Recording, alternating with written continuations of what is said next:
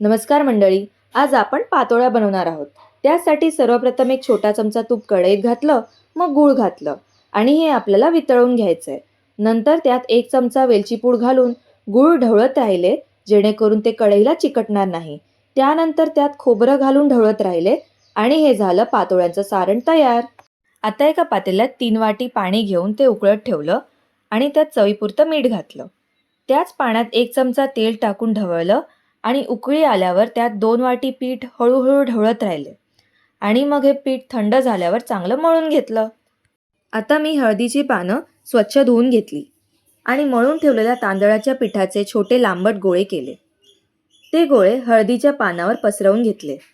त्यात ओल्या खोबऱ्याचे सारण टाकून हळदीचे पान अशा प्रकारे मिटून घेतले.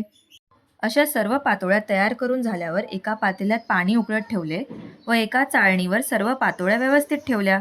ती चाळण त्या उकळत्या पाण्याच्या भांड्यावर ठेवून त्यावर घट्ट झाकण लावून घेतले.